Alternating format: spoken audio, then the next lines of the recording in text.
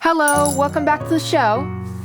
Today we're going to be talking about Saint Nicholas Day, and we're going to tell you a story about Saint Nicholas. Oh, hi, Austin. hey. Get it while it's hot. Wow. Ooh, thank you. Awesome. Oh, cocoa. Yeah. Here, take one, Zen. There you go. Thank you so much. Thank you. We can hold them with our legs and put them down immediately. How nice and warm. Tastes good. Yeah. This down. Saint Nicholas is the patron saint of travelers. Which is perfect for us, considering. We travel a lot. We actually have a... Oh, Austin, can you run and get our Saint Nicholas icon? The painted one? Yeah. Yeah, just quickly run and get that. Just a That'd be second. great.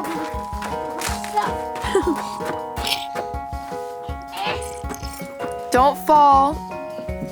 Ah, cocoa. Coco's nice. Oh, Coco. They told me that. Yes. Baby, you want to clink? Yes. Cheers. Cheers. Cheers. Cheers. Cheers. Cheers. Oh, careful.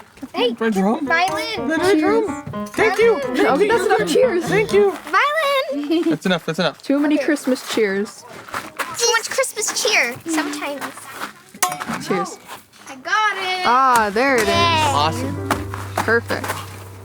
I want it.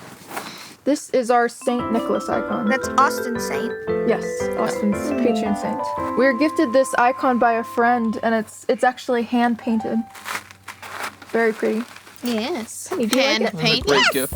Santa Claus comes from the Dutch word Sinterklaas, and it actually means Saint Nicholas. In the Netherlands, people celebrate on December 5th, and St. Nicholas comes by steamboat. Is that right? Yes, from Spain. He comes by steamboat, and people meet him at the docks. Well, I guess in the Netherlands they get to meet Santa. Yes, they do. St. Nicholas Day, me, Austin, and Penny will set all the shoes out. We go to bed super early, and then in the morning, me and Penny and Austin I always have to wake them. Come on, it's St. Nicholas Day. Yes, because it's a Dutch tradition to leave your shoes out, and then St. Nicholas will leave you some small gifts like oranges or Yeah, Penny. chocolate. What are you hoping he leaves? What are you hoping he leaves? Sometimes they give you About bubbles. Santa Claus? You know? Okay. About church? Okay. What do you think St. Nicholas is gonna leave you in your shoe? And baby oranges? Yeah, baby oranges. Tangerine. Yes. Nice. Baby oranges. Sometimes he brings those little packets of, what are they called? You know, the little thing that you blow out the bubble? Oh, yeah. Bubble wands. Bubble wands, yes. Sometimes he'd bring that or maybe a glue stick. Glue stick. Glue stick. He brought that for me once. That was the only thing he brought. He brought Michael and I glitter glue when we were younger. Yeah. Oh, yeah, I remember He that. once got us a book, and any upstairs and any downstairs. Ah, yeah, I remember that. Come to think of that book was a bit sad. It is a little It's a bit little sad. sad. Sometimes St. Nicholas would bring us chocolate letters. You remember that? I remember that. Oh, Yeah. I remember those. Those were so amazing. We had one for our names. I had an S, and you had an E, so you had the biggest amount of chocolate. Grandma died too. E. I think E is actually the biggest. Is it the biggest letter actually in the alphabet for chocolate? I think Maybe. I'm pretty it sure. seems like it would be the most full, right? Yeah, because it has 3 prongs. Right. Yeah, and mine has one Yeah. little. Well, B is big. B is bigger. You know, it has the little. Oh, circle right. Yeah, thing, so B that would means actually be more. bigger. Yeah, right? yeah. But So too your bad we name don't is have Bob or Ben or Billy or yeah. You are a lucky fella. Baby. Or a miss. Baby. We have baby. That's true. Too bad we don't have a Bethany. We need a Bethany. Or Bombsy. So Evelyn, Yes. what do you remember last Christmas getting, or maybe the year before? I think I remember macadamia nuts. Is that right? Am I on? Poopers. Am I spot on? Nice, spot on. In Serbia, it's celebrated on December 19th. And since it falls on the Orthodox Christian fasting period, they have to abstain from meat. You know, it's very interesting that different people celebrate Christmas at different times. Some people celebrate on the 25th of December, while Orthodox Christians will celebrate in January. Yes. Now for the Irish words of the day, starting with Saint Nicholas. Ah. Oh my gosh, a rat! Oh no, it's some guy's hand.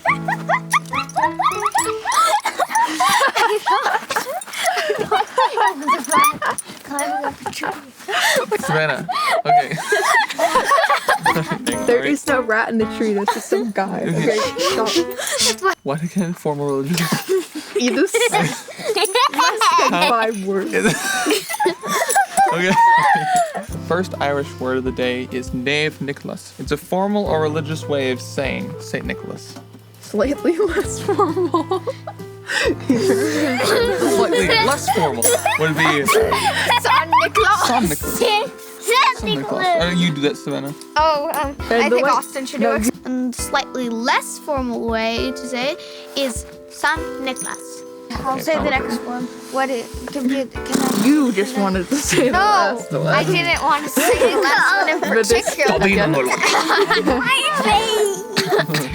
The final Irish word of the day is Daddy na Nollaig, which means Father Christmas in Irish. And now it's time for story time. My favorite. Yay! This is the true story of Saint Nicholas. In the year 270 AD, in the seaport town of Patara, in what is now known as Turkey, a baby boy named Nicholas was born. Even as a baby, Nicholas seemed special. On fasting days, he would only nurse once in the evening, as if he already understood devotion to God. Nicholas's parents raised him in the Christian faith, teaching him that everything we possess, our time, our talents, our treasures, are gifts from God, and as such, they ultimately belong to Him. They taught him that he must understand good Christian stewardship, using God's gifts wisely and compassionately to care for those in need. Tragically, when Nicholas was still a young man, a terrible plague killed both of his parents. Nicholas inherited their wealth, gold, silver, and a great house. Most young men would have been thrilled, but Nicholas remembered his parents' teachings. Wealth is a gift from God, entrusted to us to care for those who have nothing. In that same town lived a nobleman who had lost everything. He had 3 beautiful daughters, but no money for their dowries. Without dowries, they couldn't marry. In desperation, the father planned something terrible, to sell his daughters into slavery, or worse. Nicholas learned of their desperate plight and determined to help them. He wanted to provide money for them, but in a way that they would not know who had given it. So late one night, when the streets were dark and empty, Nicholas crept to their house carrying a heavy bag of gold coins. He quietly tossed a small bag into the shoes of the eldest daughter.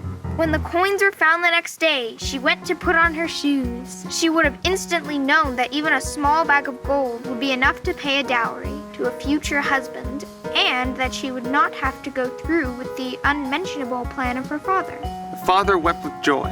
God has provided. Now my daughter can marry with honor. On a different night, St. Nicholas did the same for the second daughter. And in the same way, she too could now marry and live a good and godly life with a family. When it was time for the third daughter's dowry, the curious father stayed awake by the window every night, determined to discover their mysterious helper. Finally, Nicholas came with the third bag of gold. The father rushed outside and caught him. "It's you," the father exclaimed, recognizing young Nicholas. "You've saved my family." Nicholas shook his head. "Please, tell no one as long as I live." The grateful father promised to keep the secret, and Nicholas disappeared into the night. From the moment that Nicholas received his rich inheritance, he generously distributed his wealth to the poor. He became a priest, serving God and helping people quietly. When the old Bishop of Myra died, church leaders couldn't agree on who should replace him. The first man named Nicholas who enters the church tomorrow will be God's choice. The next morning, Nicholas, who came to church before dawn every day to pray, was the first to arrive. "What is your name?" the elder asked. "Nicholas of Patara." The elders were amazed. Though Nicholas protested he was too young and unworthy, people insisted. Nicholas became Bishop of Myra, wearing the red and white vestments, tall mitre, and carrying a golden crozier. But becoming bishop didn't change who he was. He remained a faithful steward of God's gifts and stood up for truth. A few years later, the Roman Empire Diocletian made a terrible decree. Everyone must worship the emperor as a god. For Christians, this was impossible. Nicholas lived through the persecutions of Diocletian, under the threat of imprisonment and even possible death.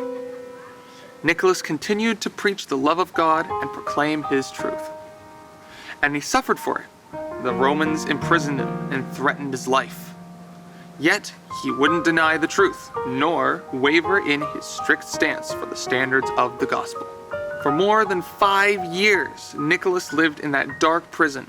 He was beaten, he was starved, his bishop's vestments were taken away. But Nicholas never gave up his faith.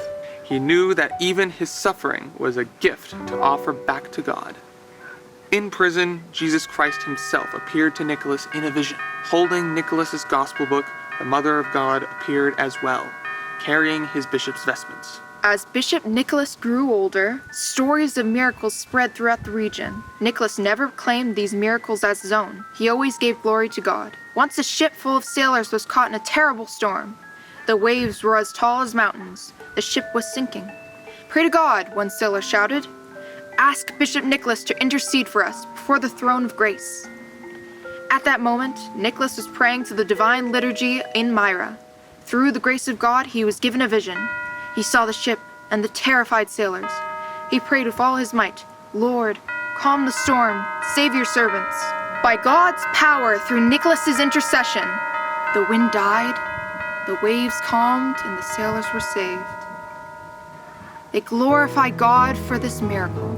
From that day, sailors throughout the Mediterranean prayed to God and asked Saint Nicholas to intercede for them. He became the patron saint of travelers, not because of his own power, but because God worked through him. Bishop Nicholas served the people of Myra for many years. He never married, dedicating his life to serving God and his people. He grew old, his beard long and white. On December 6th in the year 343 AD, Nicholas died peacefully at about 73 years old, and his soul went to be with Christ. But his example continues to live on around the world. Every year, Christians around the world celebrate the feast of Saint Nicholas.